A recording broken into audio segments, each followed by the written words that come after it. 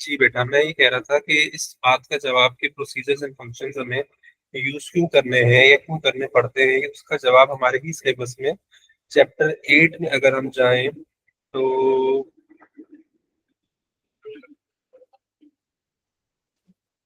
हमें इसका जवाब मिलेगा। मैं एक टॉपिक आपको दिखाता हूँ स्क्रीन शेयर करके, जहाँ पे इसकी बात है।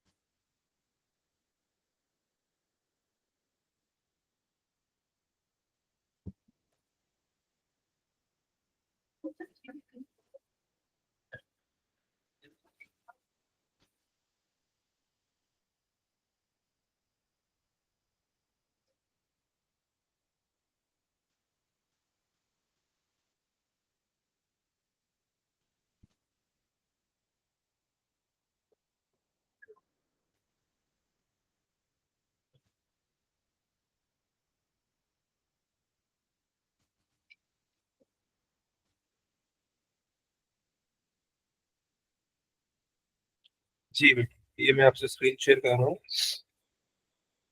आपके ओ लेवल IGCSE की बुक की। ये देखिएगा, एक टॉपिक है चैप्टर 8 में, टॉपिक नंबर है 8.1.8। इसका नाम है creating a maintainable program. Maintainable program means के देखो, as a programmer, as a software developer, सिर्फ ये जरूरी नहीं है कि प्रोग्राम बना दिया जाए, बल्कि प्रोग्राम ऐसा बनाया जाए, ये मैटर करता है कि वो मेंटेनेबल भी हो, यानी आगे चल के उसके अंदर चेंजेस और इम्प्रूवमेंट्स भी लाई जाए, उसके अंदर जो प्रॉब्लम्स हो उनको फिक्स भी किया जाए, या इवन उनके अंदर और फीचर्स भी ऐड कराए जा सके। इसी वजह से हम देखते हैं कि हम जितने भी मशहूर ऐप्स या सॉफ्टवेयर यूज करते हैं मोबाइल पे अपने, वो वक्त के साथ साथ अपग्रेड और अपडेट होते रहते हैं। वो ऐसा नहीं, वैसे नहीं रहते जैसा उनको बस पहली दफा बनाया गया बस वो हमेशा वैसे चले, बल्कि हर दूसरे तीसरे दिन, हर वीकली बेसिस पर या मंथली बेसिस पर उनके अंदर अपडेट्स आती रहती हैं, क्योंकि उनके अंदर मेंटेनेंस चलती रहती है। तो आपके सिलेबस में ये जो एक बहुत छोटा सा टॉपिक है, तो उसमें कुछ दो या तीन चीजें बताई गई हैं कि एक मेंटेनेबल प्रोग्राम होने के क्या क्या क्राइटेरिया है, क्या कुछ कंडीशंस है। वो जरा मैं आपके पास यहाँ पढ़ दूं। पहली चीज लिखी हुई है नीचे, देखिएगा, a maintainable program should always use meaningful identifier names for. ये बात मैं आपको पहले काफी डिटेल में बता चुका, जब जब मैंने आपको डिक्लेरेशन करना बताया, सिखाया, तो वहां पर मैंने ये बात आपको बोली कि हमें अपने आइडेंटिफायर नेम्स, चाहे वो वेरिएबल्स के हों, कॉन्स्टेंट्स के हों, एरेस के हों, प्रोसीजर्स के हों या फंक्शंस के हों, इनके नामों को कहते हैं आइडेंटिफायर। और इनके नाम जो हमें रखने हैं वो मीनिंगफुल और रिलेटेबल रखते हैं हमेशा। ये मैंने आपको बात हमेशा बोली कि उनके नामों को पढ़कर उनके नाम ऐसे हों कि उनके नामों से ही पता चल जाए कि उनका पर्पस या उनका काम क्या है, या उनके अंदर क्या चीज स्टोर होती है, या वो किस चीज के लिए बने। तो मेंटेनेबल प्रोग्राम का पहला क्राइटेरिया ये कि किसी भी आइडेंटिफायर का नाम जो हम रखें वो मीनिंगफुल और रिलेटेबल हो। अच्छा, दूसरा आया ये कि be divided into modules for each task using procedures and functions. ये उस बात का जवाब है जो मैंने आपसे शुरू में कहा कि क्या जरूरत है कि हम प्रोसीजर्स और फंक्शंस को यूज करें। ठीक है, बहुत सारे सवाल ऐसे हैं जो अब तक हमने किए without using procedures and functions. तो अब आप देखोगे, जब हम प्रोसीजर और फंक्शन पढ़ेंगे और उसके एग्जांपल्स करेंगे, तो बहुत सारे ऐसे प्रोग्राम जो हम पहले without using procedures and functions कर चुके हैं, हम वो वही सवाल करेंगे, बट अब हम उनको प्रोसीजर्स एंड फंक्शंस की इन्वॉल्वमेंट के साथ करेंगे। तो किसी भी स्टूडेंट के माइंड में ये सवाल आ सकता है कि सर, ये सवाल तो पहले हमने without using procedure and function कर लिया था और ठीक से हो गया था, और वो अपना काम भी करके दे रहा था, अपना टारगेट और ऑब्जेक्टिव भी अचीव करके दे रहा था, तो फिर क्या जरूरत है फंक्शन और प्रोसीजर्स को यूज करने की। तो उसका जवाब ये है कि हमारा प्रोग्राम मेंटेनेबल जब समझा जाता है या माना जाएगा जब उसमें प्रोसीजर्स एंड फंक्शंस होंगे। ऐसा क्यों? ऐसा इसलिए क्योंकि प्रोसीजर्स और फंक्शंस हमारे प्रोग्राम या बहुत लंबे सूडोकोड को मॉड्यूल्स की फॉर्म में, सेगमेंट्स की फॉर्म में, पोर्शंस की फॉर्म में डिवाइड या स्प्लिट कर देते हैं। ठीक है, ये ऐसी ही एग्जांपल है, जैसे आप यूं समझ लो कि आपने पाकिस्तान स्टडीज या इस्लामियात में बहुत लंबे सारे नोट्स बनाए किसी एक टॉपिक के, लेट से गजवा बदर के, और आपने 10 पेज के नोट्स लिख दिए नेट से लेके या चैट जीपीटी से लेके या डिफरेंट बुक से टेक्स्ट उठा के, लेकिन आपने उन 10 पेजेस के नोट्स में कहीं कोई हेडिंग नहीं डाली, सारा का सारा टेक्स्ट चला चला जा रहा है, ठीक है। तो कोई भी इंसान, कोई भी दोस्त आपका, कोई स्टूडेंट, और जब उन नोट्स को पढ़ेगा तो उसके लिए पढ़ना या समझना थोड़ा सा मुश्किल होगा, बिकॉज उसमें हेडिंग्स और पोर्शंस नहीं होंगे, सीधा सीधा टेक्स्ट चला जा रहा है। लेकिन उसके मुकाबले में एक और बच्चे ने नोट्स बनाए जिसमें उसने हेडिंग्स भी डाली, उसने सब हेडिंग्स भी डाली, उसने पैराग्राफिंग भी की। तो ऐसे नोट्स को पढ़ना 10 पेजेस के ज्यादा आसान होगा, इजी टू अंडरस्टैंड होगा, और उसके लिए बेहतर होगा समझना उसको कि जो कि हेडिंग्स, सब हेडिंग्स और यूं कह लो कि आप डिफरेंट पॉइंटर्स भी डाले उसने, और डिफरेंट उसने पैराग्राफिंग भी की, पैराग्राफ्स भी बनाए, तो वो आसान होगा। इसी तरह से जब एक सूडो कोड किसी भी छोटे या बड़े प्रोग्राम का अगर वो मॉड्यूल्स की फॉर्म में स्प्लिट हुआ हुआ हो कि अच्छा ये वाला टास्क, ये वाला काम करने के लिए ये अलग एक प्रोसीजर या फंक्शन बनाया हुआ है और उसको यूज किया हुआ है, ये वाला काम एक अलग प्रोसीजर और फंक्शन के थ्रू किया जा रहा है, तो वो देखने में अच्छा भी लगेगा सूडो कोड, पूरा एक मैसअप भी नहीं लगेगा, और वो फिर कहलाएगा, वो फिर पूरा करेगा कंडीशन इस चीज की कि हाँ भाई ये एक मेंटेनेबल प्रोग्राम है, ठीक है। और तीसरी कंडीशन और क्राइटेरिया उन्होंने बताया मेंटेनेबल प्रोग्राम का कि उसके अंदर कमेंटिंग जरूर की जाए, कमेंट्स जरूर लिखे जाए, और ये बात भी मैंने आपको बताई कि जो आपका 15 मार्क वाला सिनेरियो बेस्ड क्वेश्चन होता है उसमें कमेंटिंग करना मैंडेटरी होता है, उसमें आप नहीं करोगे तो आपके नंबर कटेंगे। बाकी जो हमारे छोटे और मीडियम सवाल आते हैं सूडो कोड के, उसमें कमेंटिंग करना मैंडेटरी नहीं होता, आप कर दो तो अच्छी बात है, ना भी करो तो आपके नंबर नहीं कटेंगे, ठीक है। ये था, ये तो हमने सिर्फ इस चीज के ऊपर बात कर ली अली कि प्रोसीजर्स और फंक्शंस की इंपॉर्टेंस क्या है या उनको क्यों यूज किया जाता है। अच्छा, अब थोड़ा सा मैं आपको यहाँ से दिखाऊं, मैं विंडो स्विच कर रहा हूँ यहाँ पे, थोड़ा सा यहाँ से देखिएगा कि प्रोसीजर्स और फंक्शंस की क्या सिग्निफिकेंस है, क्या इंपॉर्टेंस है। यहाँ पे ये बता रहे हैं कि procedures and functions are types of subroutines, ठीक है, ये सब रूटीन्स की टाइप्स है। They are a sequence of instructions that perform specific task or set of tasks. ये sequence of instructions होता है या group of commands होता है जो कि कोई भी specific task एक हो या group of tasks हो वो achieve करके दे रहा होता है। Subroutines are usually used to simplify a program by breaking into smaller, more manageable parts. जैसे मैंने कहा ऊपर भी लिखा हुआ था कि मॉड्यूल्स में, सेगमेंट्स में, पोर्शंस में स्प्लिट कर देता है और उसकी वजह से प्रोग्राम ज्यादा मैनेजेबल अच्छा हो जाता है। They can be used to avoid duplicating code and can be reused throughout a program. ये बहुत इंपॉर्टेंट फीचर है इन प्रोसीजर्स और फंक्शंस का। वो इस तरह से समझे रियल लाइफ एग्जांपल से अली, कि अगर फॉर एग्जांपल आपके घर में 3 सिबलिंग्स हैं आपको मिलाकर, या किसी स्टाफ में लेट से 15 लोग हैं जो वहां पे काम करते हैं, हर एक को अलग अलग काम या रिस्पॉन्सिबिलिटी असाइन है, तो उनके जो मैनेजर्स हैं वो उनको उनका काम, उनकी जॉब डिस्क्रिप्शन एक दफा समझा देते हैं, उनको बता देते हैं कि जब तुम्हें ये वाला काम करने को कहा जाए तो तुमने उसके अंदर स्टेप नंबर 1 ये करना है, स्टेप 2, स्टेप 3, स्टेप 10, 12, 15, ये 15-20 स्टेप करने हैं। जब मैं तुम्हें ये वाला टास्क जब कभी भी दूं तुमने ये 15 काम करने हैं, जब जब कभी भी मैं तुम्हें ये दूसरा वाला काम दूं उसके अंदर तुमने ये 10 स्टेप करने हैं।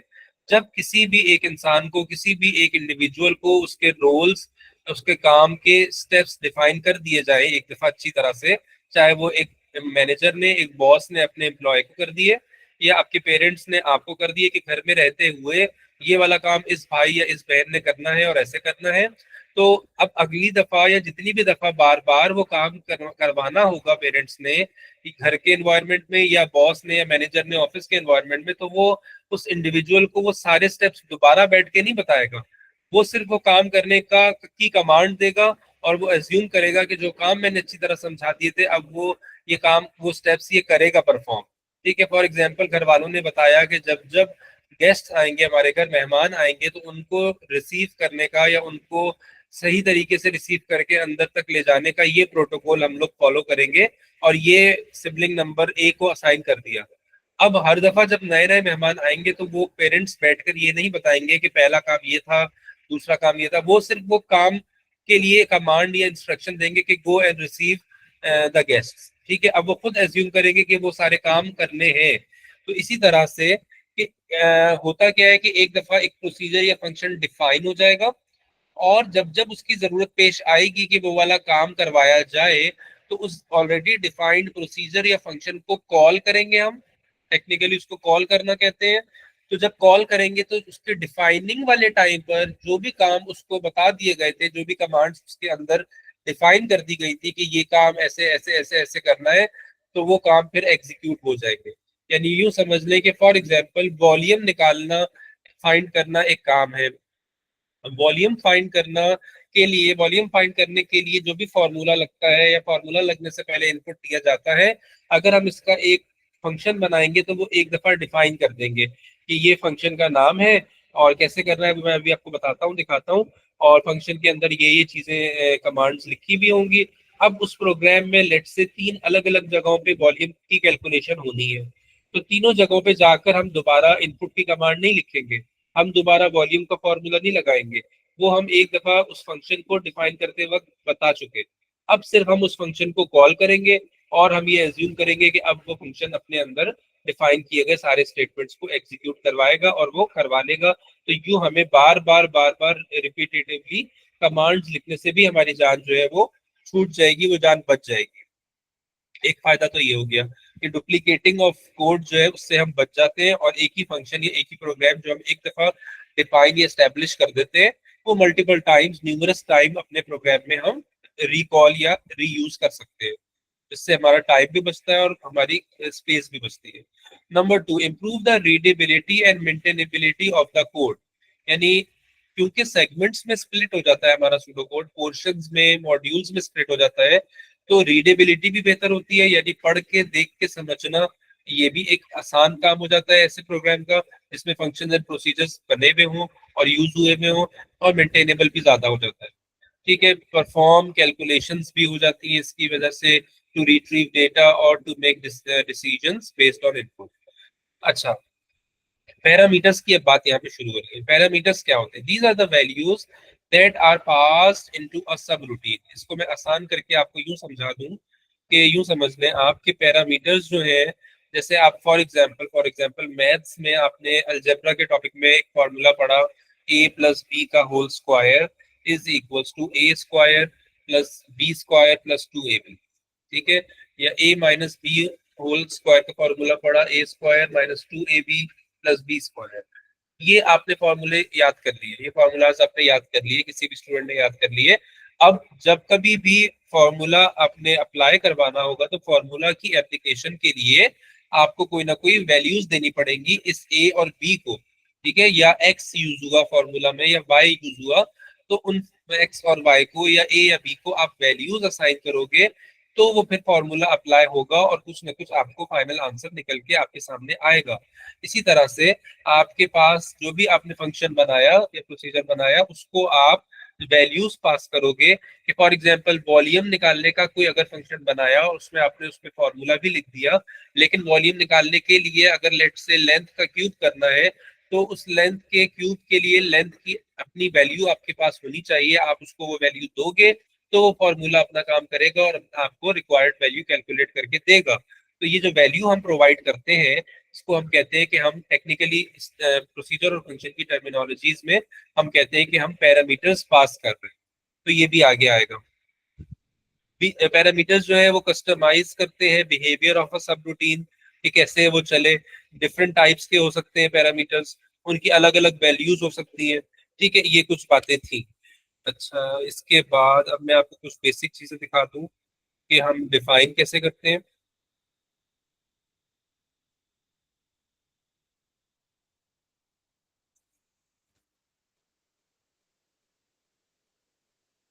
जी, ये देखिएगा, यहाँ पे थोड़ा सा वो बताएंगे कि प्रोसीजर की को डिफाइन कैसे किया जा रहा है। प्रोसीजर का कीवर्ड लिखा ऑल कैप्स में।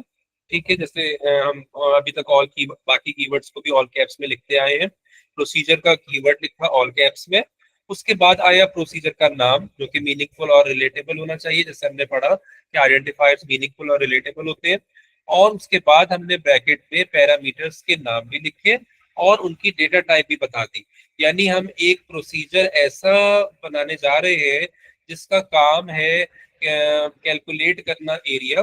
ठीक है, और वो एरिया कैलकुलेट करने के लिए फॉर्मूला तो हम आगे अभी लिखेंगे प्रोसीजर के अंदर, अच्छा, एक इसमें मैं करेक्शन बता दूं कि चलो ठीक है, अभी वो नहीं बता रहा, आगे जाके बताता हूँ। ये प्रोसीजर का कीवर्ड आ गया ऑल कैप्स में, प्रोसीजर का नाम आ गया कैलकुलेट अंडरस्कोर एरिया, ब्रैकेट में वो पैरामीटर्स आ गए जिनको हम कोई ना कोई वैल्यू पास करेंगे तो फाइनली फॉर्मूला अप्लाई होगा और फॉर्मूला चलेगा और वो एरिया की वैल्यू निकाल कर देगा। उनकी हमने साथ साथ डेटा टाइप्स भी लिख दी कि लेंथ हम प्रोवाइड करेंगे वो इंटीजर डेटा टाइप की होगी, विड्थ हम प्रोवाइड करेंगे वो भी इंटीजर डेटा टाइप की होगी। अच्छा, फिर हमने इस प्रोसीजर के अंदर नाम और इसकी जब डेफिनेशन ऊपर हो गई तो हमने इसके अंदर लिखा एरिया का फॉर्मूला कि लेंथ मल्टीप्लाई बाय विड्थ कर देना, और साथ साथ हमने इसको आउटपुट कमांड भी दे दी कि जो एरिया कैलकुलेट हो उसको आउटपुट भी कर देना। ये प्लस का साइन हम नहीं लगाते, हम सिर्फ कॉमा लगाते हैं इन्वर्टेड कॉमा के बाहर और वेरिएबल का नाम लिखते हैं। और जिस तरह प्रोसीजर स्टार्ट हुआ था एक कीवर्ड था ऑल कैप्स में, उसी तरह प्रोसीजर एंड प्रोसीजर करके एंड भी हो जाएगा। अच्छा, अब मैं आपको डायरेक्टली क्वेश्चंस पे लेके जाऊंगा और मैं अब आपको पहले ये सिर्फ फर्क बता दूंगा कि प्रोसीजर और फंक्शन में फर्क क्या है और इनमें क्या सिमिलैरिटी है, और फिर एक ऐसा सवाल देखेंगे जिसके अंदर प्रोसीजर भी यूज हो रहा होगा और फंक्शन भी यूज हो रहा होगा, तो उस एक सवाल से आपको इंशाल्लाह इतना समझ आ जाएगा कि आपको फिर मैं आज और क्वेश्चन दे सकूंगा जो आप खुद सॉल्व करो। देखिए अली, प्रोसीजर और फंक्शन में मेजर डिफरेंस ये है कि प्रोसीजर जो है उसके अंदर भी हम उसको डिफाइन करते वक्त कुछ कमांड्स देते हैं कि जब तुम्हें कॉल किया जाए तो तुमने ये काम करवाने हैं, और फंक्शन को भी हम जब उसको डिफाइन करते हैं तो उसके अंदर कोई कमांड्स देते हैं कि जब तुम्हें कॉल किया जाए तो तुमने ये काम करके देने हैं। लेकिन इनके काम करने के बाद इनके रिजल्ट, इनके आउटकम या इनके आउटपुट में एक तरह का जो मेजर डिफरेंस है जो हमेशा आपको हर जगह मिलेगा, जहां कहीं भी आप जाके प्रोसीजर और फंक्शन की डेफिनेशन या इनका डिफरेंस देखेंगे, वो ये कि प्रोसीजर जो है जब चलता है तो प्रोसीजर अपने चलने के रिजल्ट के तौर पे, आउटकम के तौर पर कोई वैल्यू रिटर्न नहीं करता, जबकि फंक्शन जो है वो कोई वैल्यू रिटर्न करता है। रिटर्न का कीवर्ड भी बल्कि आपको आगे नजर आएगा, तो फंक्शन के अंदर खास तौर पर, यानी फंक्शन कोई ऐसी चीज होती है उसके अंदर जो कमांड्स होती है वो ऐसी कमांड्स होती हैं कि जब वो चलती है तो उनके चलने के नतीजे के तौर पर कोई मैथमेटिकल, कोई न्यूमेरिक वैल्यू निकल कर आती है जो ये रिटर्न करता है, ये ला कर देता है, कैलकुलेट करके निकाल के देता है। जबकि प्रोसीजर जो है कुछ सर्टेन स्टेप्स को सिर्फ एग्जीक्यूट करवाता है, जैसे फॉर एग्जांपल आउटपुट कर दो ये चीज, ठीक है। तो प्रोसीजर ने कभी कोई न्यूमेरिक वैल्यू रिटर्न नहीं करनी और फंक्शन ने कोई न्यूमेरिक वैल्यू रिटर्न करनी है।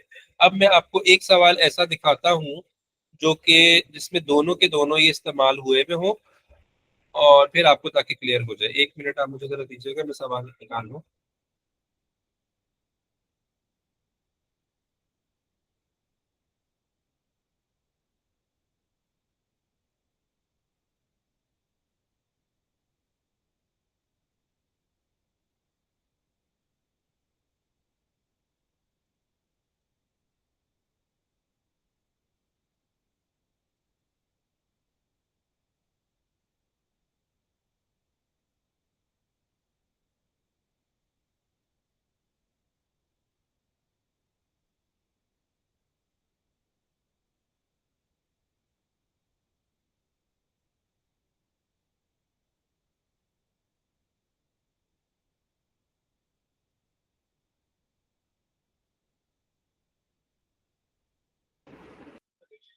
जी अली, मैं दिखाता हूँ बेटा, अब आपको जरा देखिएगा।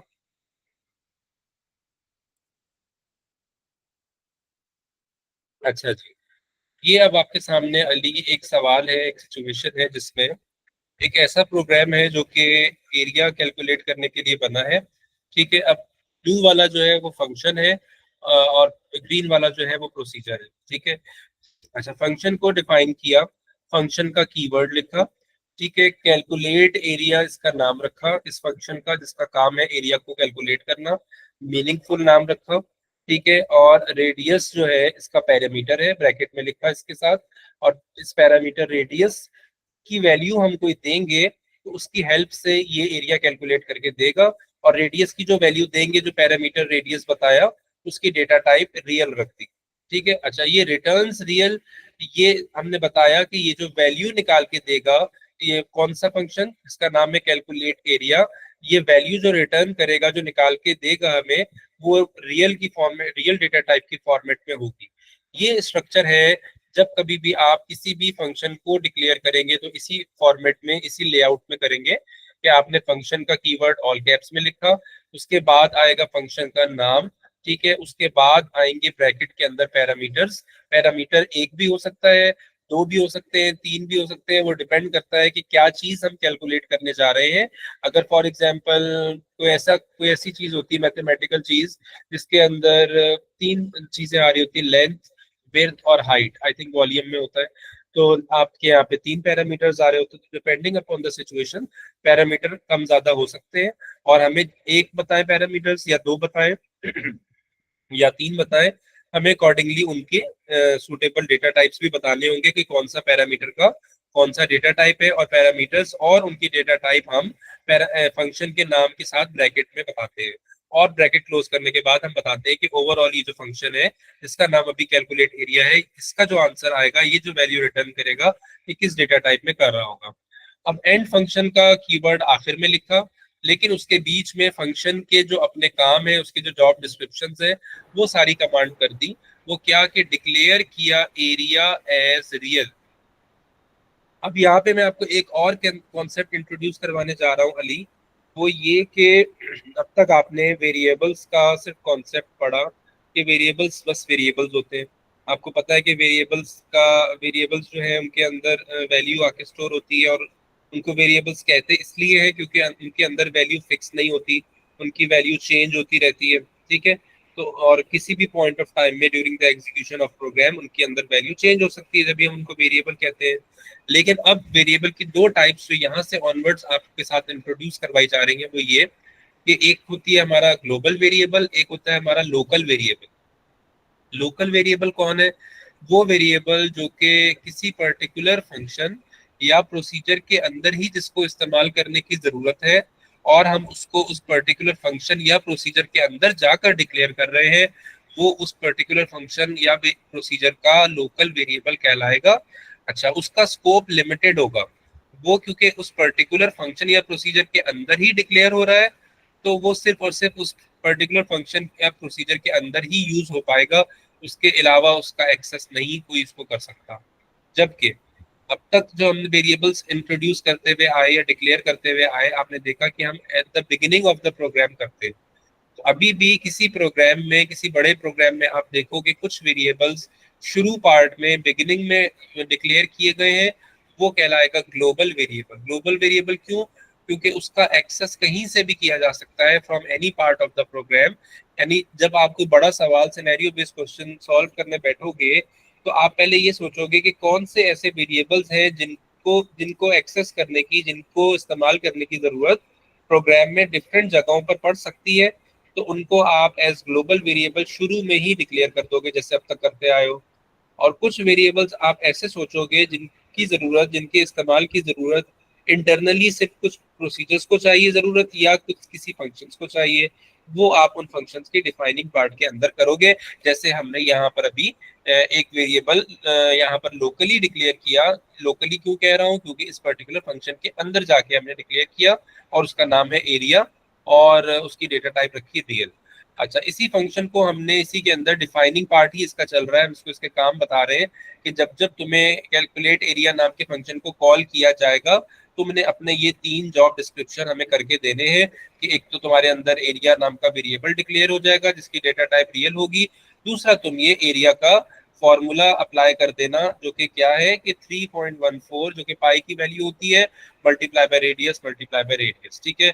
और रिटर्न एरिया, ये नई चीज होगी आपके लिए कि हम रिटर्न का कीवर्ड लिख के और यूं एरिया लिख के, इस लाइन को जरूर लिखना है। इस लाइन से होगा क्या कि जो भी एरिया की वैल्यू निकली, वो कैलकुलेट एरिया में जाकर स्टोर हो जाएगी। वैसे तो वो इधर भी स्टोर हो जाएगी, इस लाइन में भी, क्योंकि यहाँ पे असाइनमेंट ऑपरेटर लगा हुआ है, लेकिन फिर भी हम टेक्निकली इसको, इसका स्ट्रक्चर ऐसा है कि हम इसमें रिटर्न एरिया वाली लाइन लिख रहे होते हैं। अच्छा है, रिकमेंडेड है कि आप भी लिखिए। ठीक है, ये फंक्शन का की डेफिनेशन हो गई, फंक्शन स्टैब्लिश हो गया, फंक्शन डिफाइन हो गया, उसका नाम रखा गया, उसकी डेटा टाइप रखी गई, उसके अंदर यूज होने वाले पैरामीटर्स और उनकी आगे डेटा टाइप भी बता दी गई, फंक्शन ने किन किन कमांड्स को चलवाना है जब उसको कॉल किया जाए, वो सब बता दिया। यहाँ तक क्लियर है अली? नहीं सर। क्लियर है? यहाँ तक कोई मसला तो नहीं है? सर ये आपने फंक्शन के आगे कैलकुलेट एरिया लिखा है, जी जी। उसमें वेरिएबल है क्या?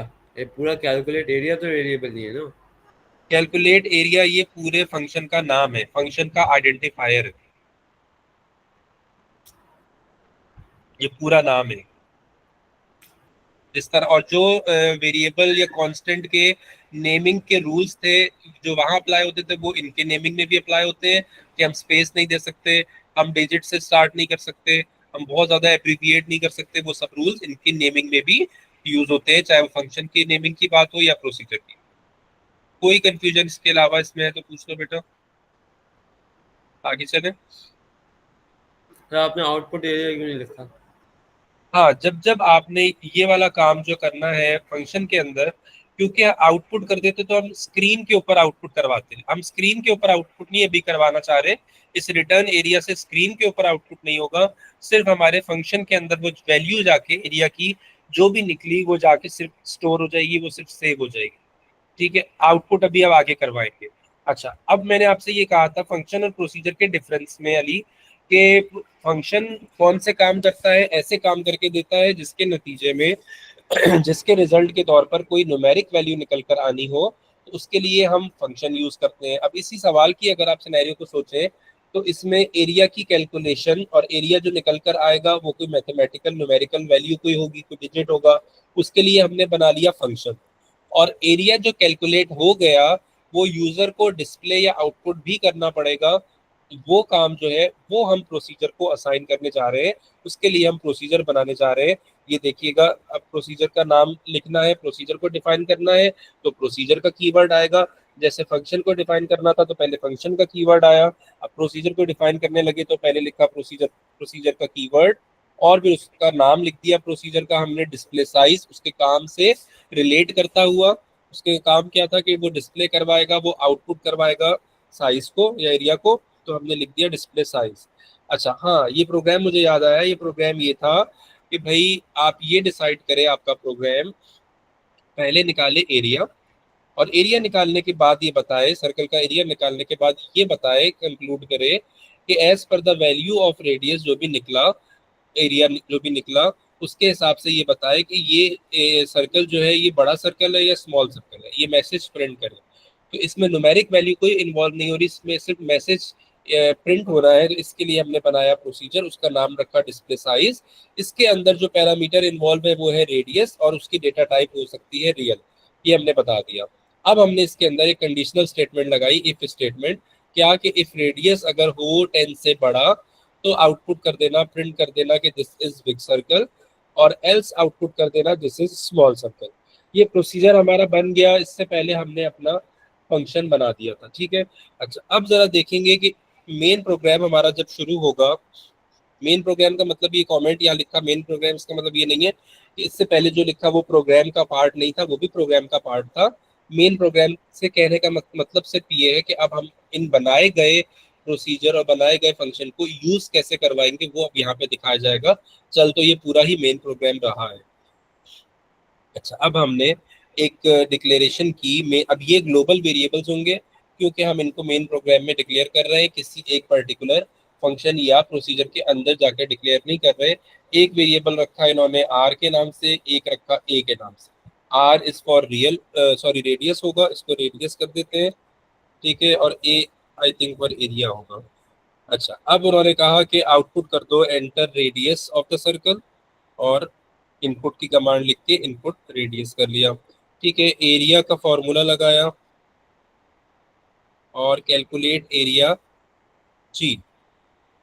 ये देखिएगा अली, इस लाइन पे सारा आपने नोट करना है, इस लाइन की बात कर रहा हूँ जहाँ पे एरिया इज इक्वल्स टू लिखा हुआ है। अब नोट करने की बात सिर्फ यहाँ पर ये है, आपको, आप इससे पहले जितने भी आपने प्रोग्राम्स खुद बनाए या मैंने आपको एग्जांपल्स दिखाई या बना के दिखाई, उसमें आपने हर जगह ये नोट किया, चाहे वो बेसिक सा दो नंबर्स का सम निकालना होता था तो हम क्या लिखते थे formula, sum is equals to num one plus num two. Product होता था तो हम लिखते थे product is equals to num one multiply by num two. ठीक है, या फॉर एग्जांपल एरिया भी होता था तो हम उसका एक्चुअल फॉर्मूला लिखते थे। लेकिन इस लाइन पर आप गौर करो, जहाँ पे मैं गौर करने को कह रहा हूँ, इसको हाईलाइट किया हुआ है, इस पे एरिया इज इक्वल्स टू, हम यहाँ पर एरिया का फॉर्मूला नहीं लिख रहे, हम एरिया इज इक्वल टू लिखने के बाद एरिया का फॉर्मूला लिखने की बजाय हम क्या लिख रहे हैं, हम उस फंक्शन का नाम लिख रहे हैं। वो फंक्शन का नाम क्या है, कैलकुलेट एरिया। ये पार्ट कहलाता है कि हमने अब इस स्टेज पर अपने फंक्शन को कॉल किया। ठीक है, एरिया निकालने के लिए हम आप वही बात है कि आप कहोगे सर एरिया तो आप डायरेक्टली भी निकाल लेते जैसे पहले निकालते थे विदाउट यूजिंग फंक्शन। तो बिल्कुल वो बात सही है आपकी, लेकिन क्योंकि हमें मॉड्यूलर फॉर्म में स्प्लिट करना है अपने छोटे कोड को, इसलिए हम फंक्शनल प्रोसीजर इस्तेमाल करने जा रहे हैं। तो वही फॉर्मूला जो पहले हम डायरेक्ट लगा देते थे, उसको हमने अब एक फंक्शन में स्टैब्लिश किया, डिफाइन किया, और उस फंक्शन का नाम था कैलकुलेट एरिया। और अब जब हम एक्चुअल प्रोग्राम में एरिया कैलकुलेट करवाने जा रहे हैं, तो हम फॉर्मूला लिखने की जगह हम उस फंक्शन का नाम लिख रहे हैं, उसको कॉल करवा रहे हैं। तो इट मीन्स कि हम वही फॉर्मूला अप्लाई करवाएंगे लेकिन थ्रू फंक्शन होगा। तो यहाँ पर एरिया कैसे निकलेगा, एरिया के आगे जब हमने लिखा कैलकुलेट एरिया, ब्रैकेट में हमने पैरामीटर पास किया रेडियस। ये रेडियस की वैल्यू कहाँ से आएगी, रेडियस की वैल्यू इस स्टेप से आएगी। इस स्टेज पर जो भी यूजर रेडियस की वैल्यू देगा, वो रेडियस की वैल्यू फॉर्मूले में जाके अप्लाई हो जाएगी। जब हमने एरिया के सामने लिखा कैलकुलेट एरिया, इट मीन्स हमारा प्रोग्राम इस स्टेज पर वापस पहुंच जाएगा यहाँ पर, और ये वाले काम एग्जीक्यूट करके देगा।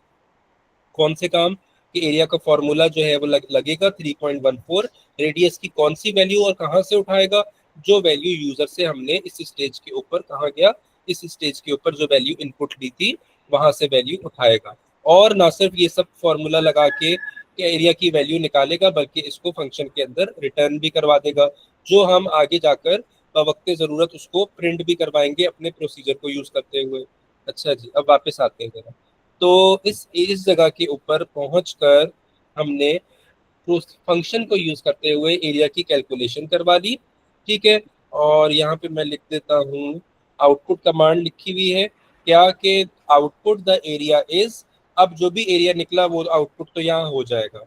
अब आखिरी चीज रह गई कि जो सवाल में उन्होंने ऑब्जेक्टिव दिया था कि as per the size of the radius, ठीक है, as per the size of radius, ये मैसेज जाए यूजर को ये बताया जाए कि भाई आपका सर्कल बड़ा है या छोटा। अब वो मैसेज कैसे कन्वे करवाया जाए, वो मैसेज ऐसे कन्वे करवाया जाए कि उसके लिए फिर हमने कॉल का कीवर्ड लिखा। प्रोसीजर को जब हम कॉल करते हैं, हमने कॉल का कीवर्ड लिखा। और अच्छा, अलग से अगर आप कभी फंक्शन को भी कॉल करोगे तो उसके साथ आप कॉल का कीवर्ड लिखोगे। यहाँ क्योंकि हमने ऊपर फॉर्मूला में लगाया, तो फॉर्मूला में आप डायरेक्टली भी इसका नाम लिख सकते हो, ये रूल कहता है। अच्छा, अब कॉल कर रहे हैं हम किसको, अपने प्रोसीजर को, जिसका नाम क्या रखा था ऊपर हमने, डिस्प्ले साइज। जो नाम रखा था वही यूज करेंगे। अगर स्पेलिंग में चेंज ले आए तो फिर वो वहां से वैल्यू उठाएगा नहीं, वो वाला काम करेगा नहीं, वो कुछ और समझेगा। तो हमने कॉल किया अपने प्रोसीजर को डिस्प्ले साइज, जिसका नाम है, और पैरामीटर है उसके अंदर रेडियस।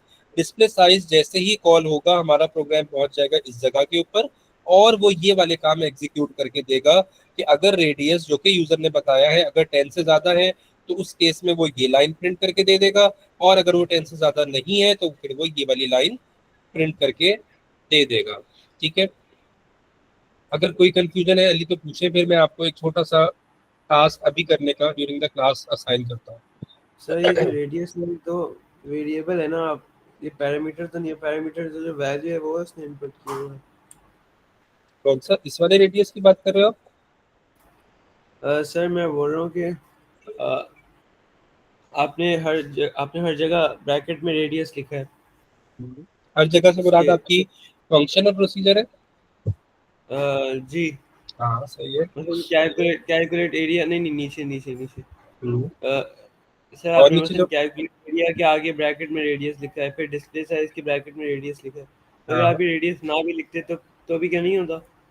हाँ, वो पैरामीटर्स ना उठाता। देखो रेट, जैसे मैंने एग्जांपल दी थी, अलजेब्रा का फॉर्मूला चलेगा जब जब हम उसको एक्चुअल वैल्यूज देंगे। अगर मैं खाली इस चीज के बगैर लिख के आ जाऊंगा तो वो फॉर्मूला तक तो पहुंच जाएगा, लेकिन इससे पीछे जो यूजर ने यहाँ पर रेडियस खुद बताया है, वो वैल्यू वहां ले जाकर पुट नहीं करेगा, बस ये गड़बड़ हो जाएगी। और जब यूजर की प्रोवाइडेड वैल्यू रेडियस की फॉर्मूला में पुट ही नहीं करेगा, तो ऑल्दो हमारा फंक्शन हमारा बिल्कुल सही है, उसमें हमारा फॉर्मूला भी हमने सही लगाया हुआ है, लेकिन जब सही फॉर्मूला को आप सही वैल्यूज ही नहीं दोगे, एक्चुअल वैल्यूज ही प्रोवाइड नहीं करोगे, तो बेचारा फॉर्मूला क्या निकाल कर देगा। ये ऐसा ही है जैसे अलजेब्रा का फॉर्मूला आपके टीचर ने आपको सिखा दिया, लेकिन आप उसको वैल्यू ही नहीं दे रहे, और आप कह रहे हो कि सर फॉर्मूला मुझे रिजल्ट नहीं निकाल के दे रहा। तो यही मसला हो जाएगा अगर हम यहाँ पर फंक्शन या प्रोसीजर का नाम तो सही से लिख दें, लेकिन उसको पैरामीटर पास ना करें, क्योंकि पैरामीटर के पास करने से वो जाकर यहाँ से यूजर की गिवन वैल्यू को उठाएगा। ये बस सिग्निफिकेंस है। सर तो अगर दो या दो से ज्यादा वो है तो पैरामीटर्स। बिल्कुल, आप कॉमा डाल के लिखोगे, कॉमा सेपरेटेड, रेडियस कॉमा जो भी कुछ है, वॉल्यूम कॉमा कॉमा कॉमा करके आप दोगे उनका नाम। ठीक है। अच्छा, अब मैं आपको एक छोटा सा टास्क देने का सोच रहा हूँ। वो ये कि वही प्रोग्राम दूंगा बहुत बेसिक सा, जो हम पहले कर चुके हैं बिल्कुल शुरुआत में, लेकिन अब मैं आपको कहूंगा कि उसको आप करो फंक्शन एंड प्रोसीजर की मदद से। ठीक है। बहुत बेसिक सा प्रोग्राम के आप यूजर से आपने लेना है इनपुट उसके मार्क्स का। ठीक है।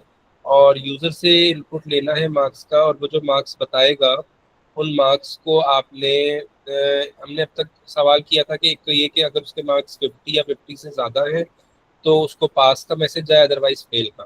ठीक है। तो एक काम आपने ये भी करवाना होगा। ठीक है। दूसरा काम आपको उसमें आप करवा लो, कौन सा करवाओगे आप उसमें, ग्रेड वाला करवा लो, या रुको मैं इसको आपको टाइप करके पूरा एक रिफ्रेश करके आपको मैं देता हूँ ताकि आपको कंफ्यूजन ना हो।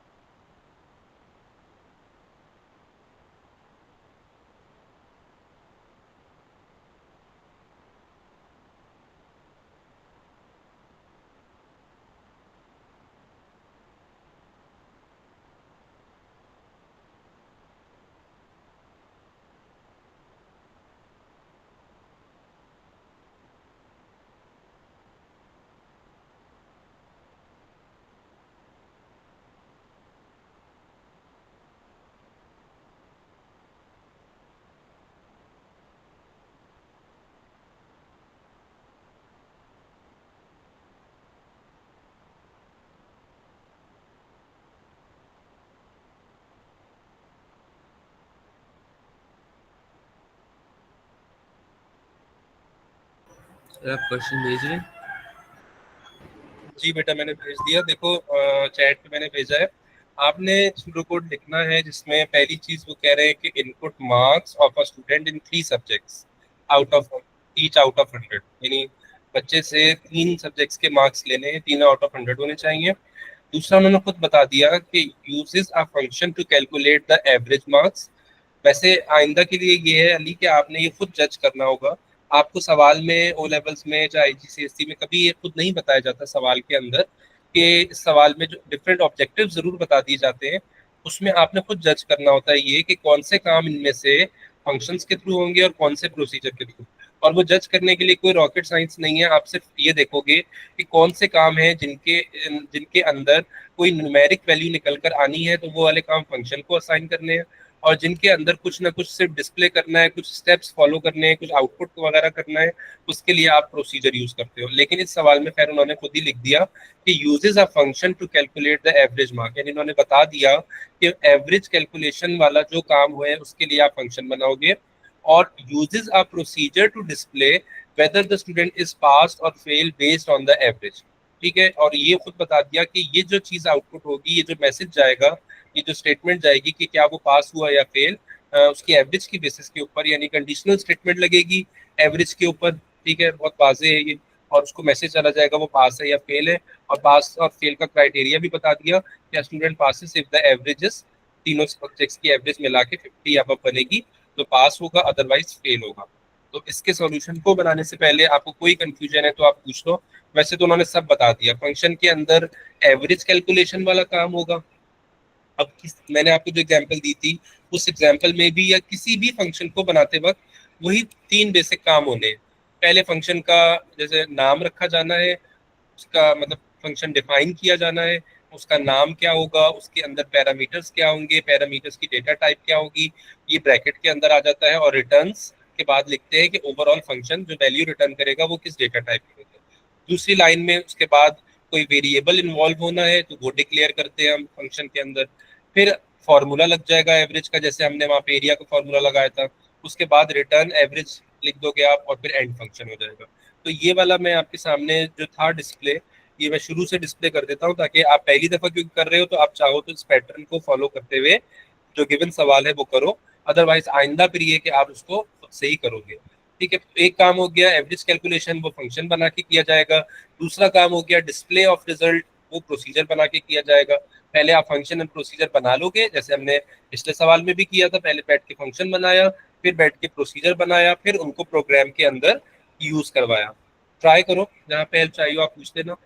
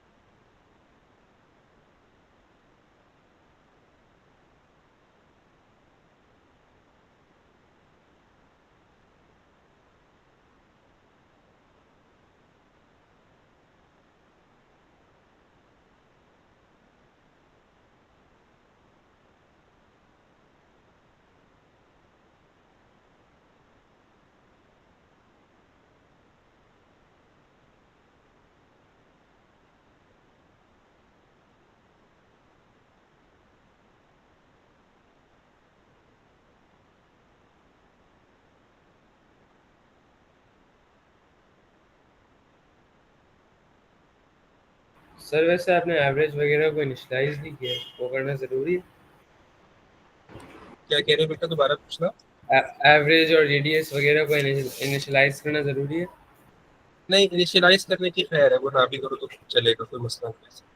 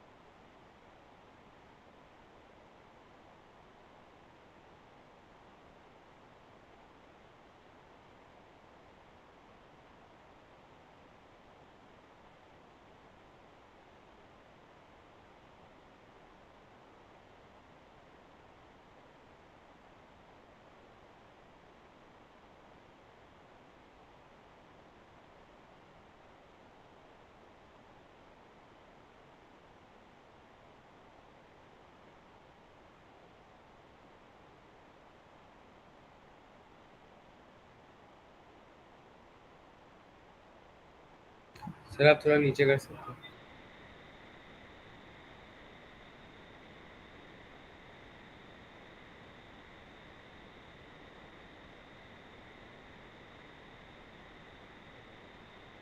सर थोड़ा और नीचे।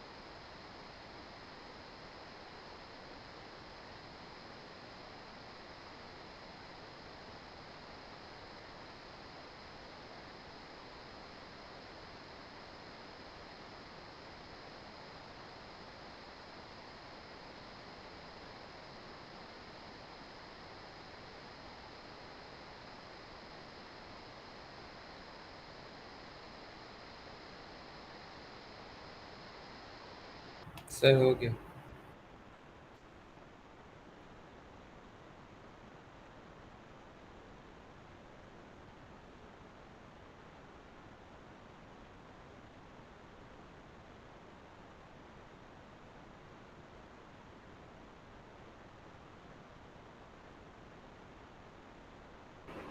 हाँ बेटा, मुझे भेजो, फिर डिस्कस करते हैं, फिर मैं भी सॉल्यूशन दिखाता हूँ।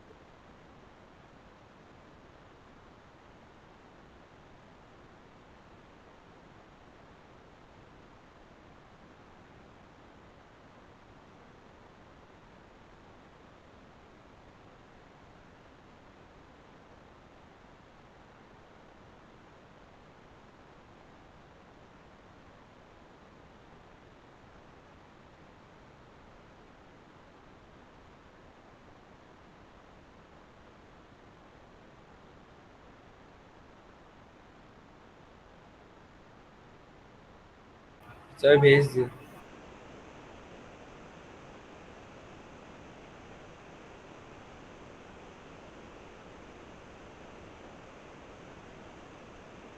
जी बेटा मैं देख रहा हूँ।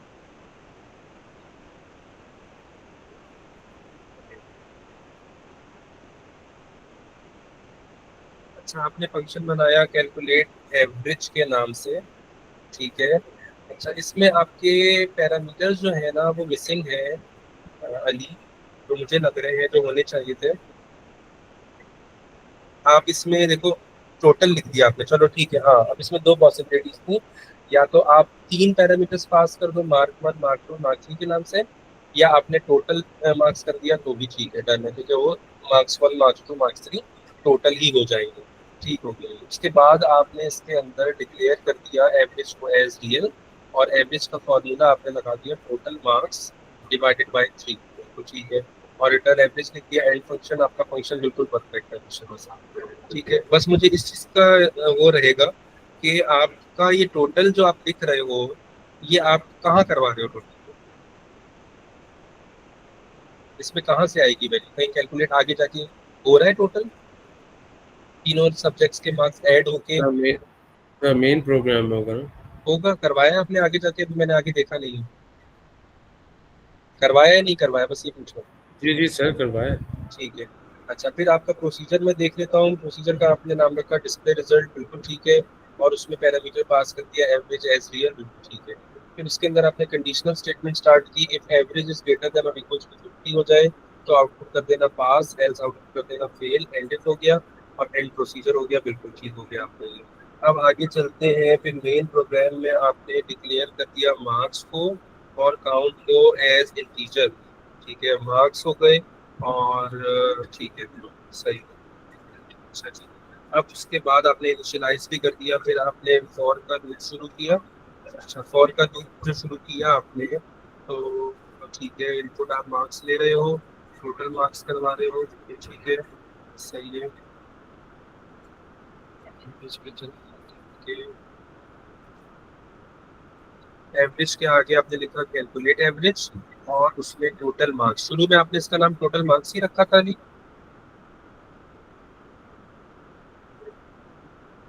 है बेटा? जी सर। ठीक है। और फिर आपने कॉल करवा दिया डिस्प्ले रिजल्ट एवरेज, बिल्कुल ठीक है, परफेक्ट। बस ठीक है, आज फिर हम यहीं तक रखते हैं। अब मैं आपको इसी तरह के छोटे छोटे कुछ ऐसे सवाल जो आप पहले कर चुके हो उसी तरह के कुछ होमवर्क में शायद आपको भेज दूँ शाम में, मगर फ्री होके भेजूंगा। तो वो आप बस कल से पहले दो या तीन से ज्यादा नहीं होंगे, वो आप करके रख लेना ताकि आपकी फंक्शनिंग प्रोसीजर की प्रैक्टिस हो जाए।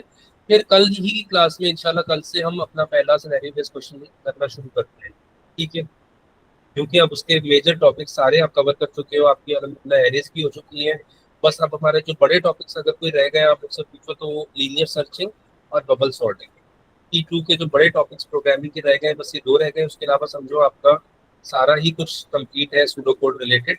बस उसमें अब हमें क्या करना है with the passage of time कि इसमें हमें डिफिकल्टी लेवल बढ़ाते जाना है सवालों में और टॉपिक्स में, और अपने आप को चैलेंज करते जाना है, चाहे वो एरेज हो, चाहे वो ट्रेस टेबल्स हो, चाहे वो आपके फंक्शन एंड प्रोसीजर हो। अब चीज़ें यही हैं, इसके अलावा कुछ नहीं है, बस दो चीज़ें रह गई वो मैंने आपको बता दिया। चीज़ें जो बाकी पढ़ ली वो सारी यही है, बस इसमें अब आपको मैं ज़्यादा से ज़्यादा पास में प्रैक्टिस करवाऊंगा ताकि डिफरेंट डिफरेंट वेरिएशंस भी आपके सामने आती रहे और जिसमें आप चैलेंज होते रहो, और डिफरेंट डिफिकल्टी लेवल भी आपके सामने आते रहे, उसमें भी आप अपने आप को चैलेंज करते रहो, ठीक है। तो बस दो या तीन सवाल मैं आपको भेजूंगा एज होमवर्क, वो आप कल से पहले करके रखें। जी कुछ पूछ रहे सर हो? वैसे आप मुझे हर क्वेश्चन में फंक्शंस और प्रोसीजर्स यूज करना होगा? नहीं ये जरूरी नहीं है, ये जरूरी नहीं है। हाँ जो बड़े सवाल होंगे सिनेरियो बेस्ड क्वेश्चंस वहां पे आपको खुद ही अंदाजा हो जाएगा सवाल देखते हुए कि कहाँ पर इस्तेमाल किया जा सकता है, आपको साफ साफ अंदाजा हो जाएगा, वहां आप कर लेना। छोटे सवालों में मैंडेटरी? बिल्कुल भी मैंडेटरी नहीं है, छोटों में तो हरगिज नहीं करना, ना मैंडेटरी है ना वहाँ पे कोई जरूरत है, और ना बाय द वे वहाँ पर इतनी जगह दी जाती है आंसर के लिए, ठीक है। हाँ ऐसे तो सिनेरियो बेस्ड क्वेश्चन में आप करोगे जहाँ रिक्वायर्ड होगा। किसी क्वेश्चन में बताया होता है कि आप फंक्शन और प्रोसीजर यूज करो? नहीं नहीं, बहुत रेयर होता है कि बताया गया हो, अगर बता दिया जाए तो फिर तो बहुत ही अच्छा है, लेकिन आमतौर पर सिनेरियो बेस्ड क्वेश्चन में नहीं बताया जाता। वो आपने खुद ही जज करना होता है, और वो जज इसी चीज से होता है जब आपको नजर आए साफ साफ तीन तीन चार चार चीजें कोई कैलकुलेशन की है, भाई एरिया भी निकालो, पेरीमीटर भी निकालो, वॉल्यूम भी निकालो, तो फिर आप अपनी सहूलत के लिए आप बना लेते हो, तो फिर वो अच्छा हो जाता है उसमें। यानी यूं समझो एक बच्चे ने पूरा 15 नंबर वाला सवाल कर दिया बिल्कुल सही कर दिया, लेकिन without using function and procedure किया, और एक ने फंक्शन एंड प्रोसीजर बना के यूज किया। तो अब आप भी अगर टीचर हो, तो क्योंकि हम ये पढ़ चुके हैं कि इसकी वजह से, फंक्शन एंड प्रोसीजर्स की वजह से रीडेबिलिटी भी इंप्रूव हो जाती है और मेंटेनेबिलिटी भी इंप्रूव हो जाती है। तो डेफिनेटली आप अगर एग्जामिनर हो, तो आप उस दोनों का सॉल्यूशन सही है, दोनों का चलेगा, दोनों का रिक्वायर्ड चीजें निकाल के देगा। लेकिन जाहिर है जिसने मॉड्यूलर फॉर्म में स्प्लिट कर दिया यूजिंग फंक्शन एंड प्रोसीजर, तो उसको जाहिर है कि आपसे थोड़े ज्यादा नंबर मिलेंगे। तो बस ये वाला फैक्टर आ जाता है इसके ऊपर।